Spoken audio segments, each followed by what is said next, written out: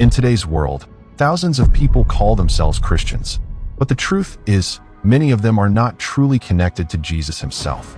Instead of building a real relationship with God, they try to reach him through pastors, leaders, or preachers. While some pastors are genuine shepherds of God's word, sadly, others have left the shadow of God and chosen to walk the path of sin.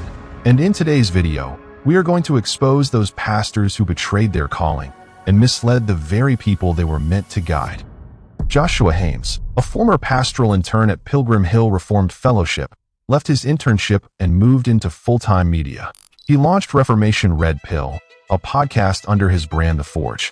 Together with his co-host, he promotes ideas deeply rooted in neo-Calvinism and Christian nationalism. But Hames has become highly controversial. He openly supported capital punishment, even public executions, for offenses like adultery and abortion, saying they are in line with biblical commands. He also promoted the so-called Great Replacement conspiracy, suggesting that mass immigration is a cultural threat to Anglo-Protestant identity.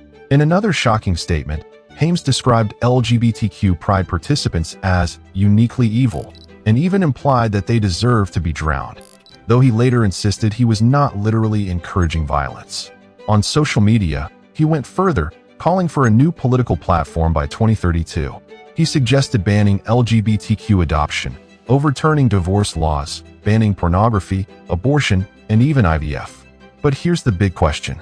Is making such harsh remarks about adultery and the LGBTQ community really consistent with what the Bible teaches?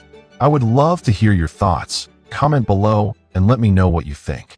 Robert Preston Morris, born in 1961, was once celebrated as a powerful voice in American Christianity. In the year 2000, he founded Gateway Church in Southlake, Texas. Over the next 2 decades, Gateway grew into one of the largest megachurches in America, with huge media reach, strong political ties, and influence across the evangelical world. But in 2024, everything changed. A woman named Cindy Clemashear came forward, accusing Morris of sexually abusing her from the time she was 12 to 17 years old during the 1980s. Soon after the allegations became public, Morris admitted to what he called inappropriate sexual behavior, and he resigned as senior pastor. Clemashear and her father later filed a $1 million lawsuit.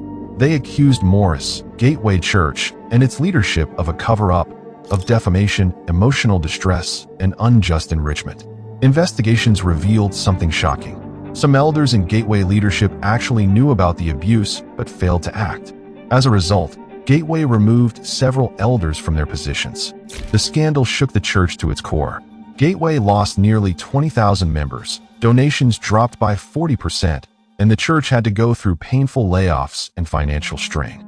Even after resigning, Morris demanded huge retirement benefits, over $1 million upfront, $800,000 per year, and then $600,000 annually for life.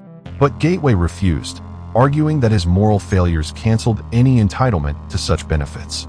The dispute has now gone into arbitration, with Morris pushing for a Christian arbitrator, while Gateway wants a public, secular process. Then, in March 2025, an Oklahoma grand jury indicted Robert Morris on 5 counts of lewd acts with a child. Because he was not a resident of Oklahoma at the time of the crimes, the next hearing is scheduled for September 4, 2025. Meanwhile, in summer 2025, Gateway Church appointed Daniel Floyd and his wife Tammy as the new senior pastors, in hopes of bringing healing and rebuilding the congregation. Robert Morris's story is a sobering reminder. Power and influence can never hide sin.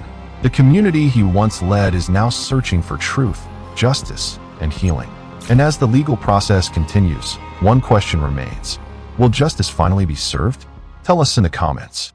Pastor James Randolph, once the senior pastor of Living Word International Church in Midland, Michigan, a church originally founded by his father-in-law, now faces the darkest chapter of his life. In 2024, a victim came forward, accusing Randolph of repeatedly abusing her between 2011 and 2018, beginning when she was only a child. The shocking revelation spread across the United States, leaving many to question, how many more times will the house of Christ be overshadowed by such betrayal? Today, Randolph faces 6 serious felony charges, 2 counts of first-degree criminal sexual conduct, 3 counts of second-degree, and one count involving a child under 13. If convicted, he could spend the rest of his life in prison. Adding to the gravity of the case, Judge Michael Beale ruled that jurors will hear about Randolph's 1984 conviction for sexually assaulting a developmentally disabled teenager, showing this is not the first time he has faced such allegations. Randolph's attorney tried to admit the victim's therapy journals, diaries, and even expert testimony on memory reliability. But the judge denied these motions, saying they would confuse the jury and distract from the facts. Now, if found guilty, he faces the possibility of life imprisonment. The trial began in August 2025, with jury selection proving difficult due to the widespread media attention surrounding the case. Proceedings are expected to continue into late August. The trial of James Randolph is more than a legal battle. It is a painful reminder that abuse can sometimes hide behind the mask of faith. As the courtroom decides his fate, one haunting question remains: will justice finally prevail? False teachers may look like shepherds, but their fruit exposes them as wolves in sheep's clothing. The Bible warns us, "Beware of false prophets, who come to you in sheep's clothing, but inwardly are ravenous wolves." As believers, our responsibility is to test every spirit, weigh every teaching against God's word, and remain steadfast in the truth of Christ.